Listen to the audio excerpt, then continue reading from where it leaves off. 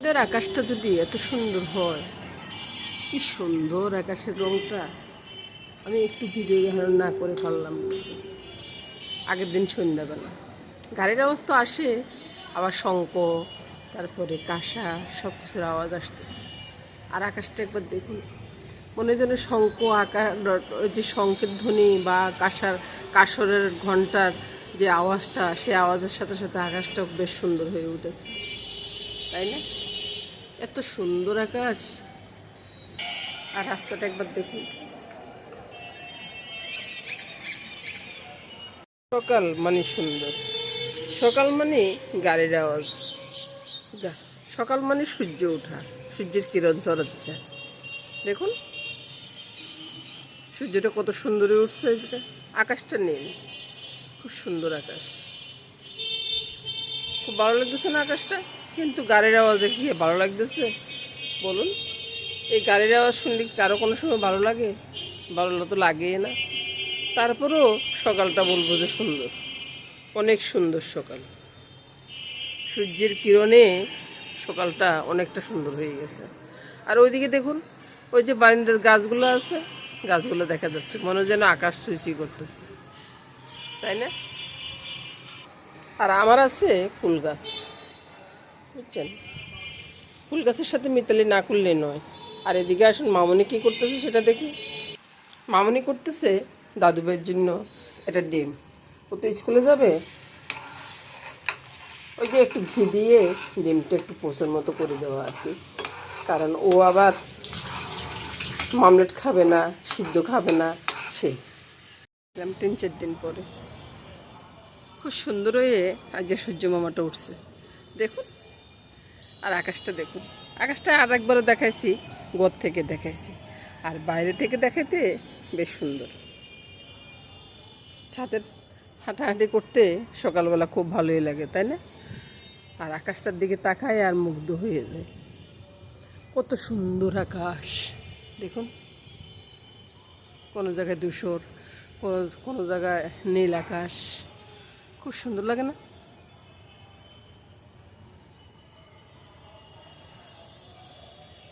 চলে এসলাম আমার রান্না করে কি হচ্ছে, রান্না বান্না হচ্ছে। আচ্ছা, জয় গোবিন্দের নাম নিয়ে রান্নাটা বসালাম, কারণ আজকে গোবিন্দের ভোগ আছে।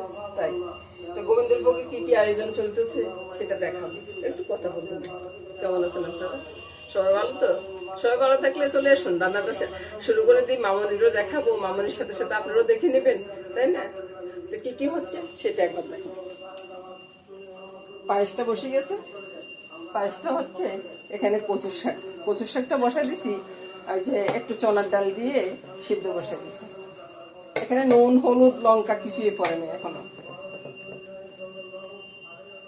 তারপর এবার আসুন, এদিকে সবকিছু গোছগাছ করা আছে। এই যে ভাজির জন্য সবকিছু রেডি করা আছে, পোলাওর জন্য চালটা রেডি করা আছে, দেখতেছেন কিনা জানি না। পোলাওর জন্য চালটা রেডি করা আছে, পনিরটা নিজে ঘরে তৈরি করে রাখছি। আর পনিরের জন্য মশলাটা এখানে বাটা আছে। এটা কি জানেন তো? এটা হচ্ছে আমরা ব্লেন্ড করে ইয়া করে রাখছি। এটা ইয়া করা হবে জয় গোবিন্দের জয়, জয় গোবিন্দের জয়, জয় গোপালের জয়। মামনির পূজা হয়ে যাচ্ছে। আর এদিকে মুগ ডালটা সব নিয়ে থাকতেছে বন্ধুরা। রান্নাবান্না পুরাটা দেখবেন, দেখে লাইক কমেন্টস করুন। লাইক কমেন্টস না করে চলে যাবেন না কিন্তু। গোবিন্দের নাম নিয়ে রান্না করতেছি সেটা তো বুঝতেছেন, তাই না? সিদ্ধটা নামিয়ে নিলাম। এবার ডাল সোমবার করে ডাল পোড়ন করে আর কি ডালটা বসিয়ে দিই। দেখতে থাকুন বন্ধুরা। ডালে জিরাটা পূরণ করবো, এছাড়া আর বেশি কিছু নয়। হরে রাম হরে রাম, রাম রাম হরে হরে, হরে কৃষ্ণ হরে কৃষ্ণ, কৃষ্ণ কৃষ্ণ হরে হরে, হরে রাম হরে রাম, রাম রাম হরে হরে। এবার যথারীতি এই ডালটা ছেড়ে দিচ্ছি।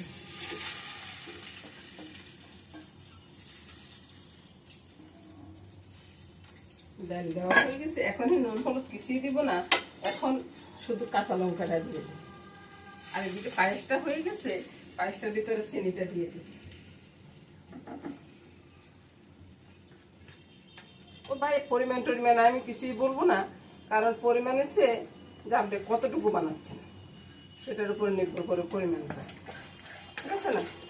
আমি পরিমাণ বলবো এটা তো আর হলো না, এক একজনের পরিমাণ এক এক রকম হয়। পায়েসটা হয়ে গেছে, পায়েসটা নামিয়ে নেব। এটার ভিতরে কিশমিশ, কাজু কিশমিশ কিছুই দিব না, কাজু কিশমিশ দিব আজকে পোলাওতে। পায়েসটা হয়ে গেছে বন্ধুরা, পায়েসটা নামিয়ে নেব। ভগবানের জন্য একটু আলাদা করে অন্যটা অন্য থেকে ডাল ঢেলে নেব। মামনির সাথে কথা বলতেছি আর ভগবানের পাঠটা করতেছি, গোবিন্দের নাম নিতেছি, সবকিছু মিলেমিশে বন্ধুরা ভাজিটা যেগুলা করে নিব। এই যে ভাজির জন্য কাঁকরোল পটল এই দুইটাই নিলাম আজকে। তারপরে আজকে আর ওই যে কি বলে, আর আমি এমনিতে গোবিন্দের ভোগ দিতে এত শত চিন্তা করি না, ওদের সঙ্গে যা থাকে তা দিয়ে দিই এই আর কি। এবার ডালে নুন হলুদটা দিই, নুনটা দিলাম, তারপরে হলুদটা, এখানে কোনো লঙ্কার ব্যবহার হবে না বন্ধুরা। আর চিনি, একটু চিনি তো দিতেই হয়, চিনিটা দিয়ে দিলাম। এবার নেড়ে ছেড়ে ডালটা নামিয়ে নেব। ডালটা একটু ঘন ডালে হবে। আর ধনিয়া পাতা দিব, ধনিয়া পাতাটা রেডি করে আছে। আপনারা মনে মনে চিন্তা করতেছেন ডালটা ঘুরিলে ওই যে পোলাও করবো তো, ওই জন্য ডালটা আর ঘুরার কোনো দরকার নেই। আর ধনিয়া পাতাটা একবার ধুয়ে রেডি করে রেখেছি। আমার সব কিছু এভাবে রেডি করে থাকে, ভোগে থাক করতে সবসময় রেডি করি, সব কিছু নিয়ে আসি। ডালটা হয়ে গেছে, ডালটা নামিয়ে নিব। এদিকে ভাজিটা হতে থাকো, ওইদিকে চলে আসুন, পোলাওটা রান্না করবো। প্রথমে দিয়ে দিলাম ঘি, প্রায় 1 টেবিল চামচের মতো দিয়ে দিলাম। তারপরে এটার সাথে দিয়ে দিব কাজু কিশমিশ। ঘিটা হইতে দিচ্ছে, কাজু কিশমিশে ভাজা হয়ে যাবে, অতটা চিন্তা করার দরকার নেই। কাজু কিশমিশটা ভাজা হয়ে গেছে, বুঝছেন? এগুলাকে তুলে নেব, চুলাটা বন্ধ করে দিয়ে এগুলো তুলে নেব। এবার ওই তেলে দিয়ে দিব গাজর, তাতে দিয়ে একটা কাঁচা লঙ্কা পড়ে গেছে, কোনো সমস্যা হবে না ভাই। চুলাটা আবার ঢেলে দিলাম, গাজরগুলো একটু ভাজা ভাজা হোক। গাজরটা একটু ভাজা হয়ে যাওয়ার পরে শাড়িগুলো পুরো শাড়িটা ছেড়ে দিব। শাড়িটা ছেড়ে নেড়ে চেড়ে একটু ভেজে নিব। ভাই আমি ঠান্ডা জলে দিয়ে রান্না করি, যে গরম জল আর দিই না, বুঝছেন?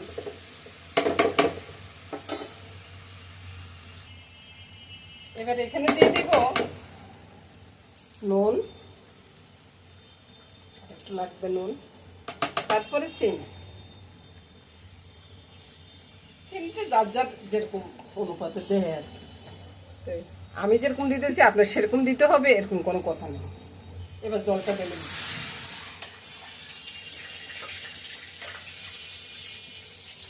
জলটা পুরোটাই দিয়ে দিলাম, একটু লাগবে। আর ওইদিকে মামনি ভাজিটা করতেছে, এদিকে তো পোলাওটা হচ্ছে, আর ওইদিকে দেখুন আমি কচুর শাকটা এবার পূরণ করবো। কচুর শাকের ভিতরে কি কি দিছি, নুন হলুদ লঙ্কা দিনি, নুন হলুদ চিনি। মামনি এদিক দিয়ে গটা গটা করতেছে তো, ওই জন্য মামনের দিকে চোখ গেছে, বুঝছেন? আর জিরার গুঁড়াটা দিলাম, জিরার গুঁড়া, দইলার গুঁড়া কিন্তু দিই, অত শত ওই যে নিরামিষ দিনে অত শত চিন্তা করি না। লঙ্কাটা দিলাম ফোড়নে, তারপরে 5 ফোড়ন দিব। আর এদিকে বলক আসলে আরেকটু ঘি দিব। এবার দেখুন পোলাওর ভিতরেও বলক চলে আসতেছে, বলক আসার সাথে সাথে পোলাওটা হয়ে যাবে। 5 ফোড়নটা ফোড়ন দিলাম, ফোড়ন দিয়ে একটু নেড়ে ছেড়ে ভেজে নিচ্ছি, ভেজে নিয়ে তারপরে কচু শাকটা ছেড়ে দেব। ফোড়নটা ভেজে উঠছে, এবার কচুর শাকটা। অনেকগুলো রান্না, অনেক বড় হয়ে যায় ভিডিওটা, ওই জন্য বন্ধুরা কেটে কেটে রান্না করতে গেলে অনেক কিছু দেখানো হয় না, সেটাই আর কি। কচুর শাকটা দিয়ে দিলাম,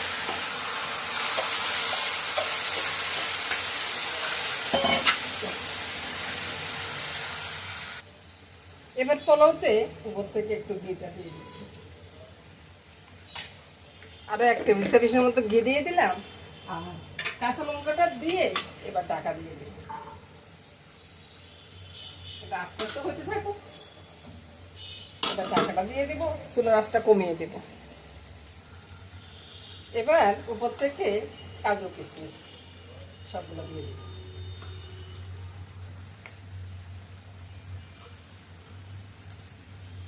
কিছুক্ষণ পরে কলার দিকটা বন্ধ করে দিব আর ঢাকা দিয়ে বন্ধ করে দেব। কচুর শাকটা হয়ে গেছে, এবার আমি কচুর শাকটা নামিয়ে নেব। ভগবানের জন্য একটু আলাদা করে তারপর বাকিটা অন্য বাসনে ঢেলে নেব।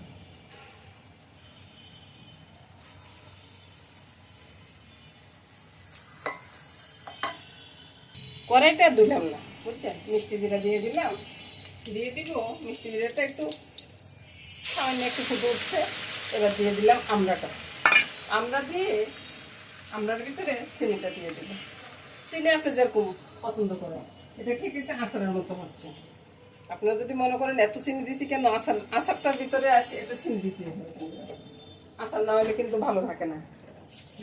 তারপরে এবার নেড়ে ছেড়ে, আর এটার ভিতরে তেমন কোনো মশলা পড়বে না, আর শুধু একটু লঙ্কা দিব। দুইটা লঙ্কাকে কুচি কুচি করে কেটে দিব বা ইয়া করে দিব, অতটুকু। আচ্ছা, এটা হয়ে যাক। এবার এই যে লঙ্কাটা দিয়ে দিলাম। লঙ্কাটা দিয়ে নেড়ে চেড়ে বাস নামিয়ে নেব। আচারটা হয়ে গেছে। আচারটা ভগবানের জন্য তুলে রাখলাম, আর বাকি তরকারিটা নিয়ে নিচ্ছি। সে বন্ধুরা, পনিরের তরকারিটা রান্না করবো। তো পনিরের তরকারিটা কিভাবে রান্না করবো পুরাটা দেখতে থাকুন। পনিরটা কিন্তু নিজের ঘরে তৈরি করছি। এবার পনিরগুলা ভেজে উঠিয়ে নেব।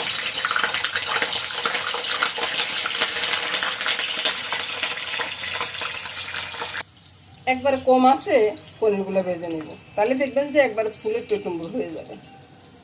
পনিরগুলো ভাজা হয়ে গেছে, বেশি হচ্ছে, বুঝছেন? এবার পনিরগুলো নামিয়ে নেব। আপনারা দেখতেছেন কিনা ভালো করে দেখাই। অনেক সুন্দর হয়ে গেছে। সবগুলো পনির তুলে নিলেন।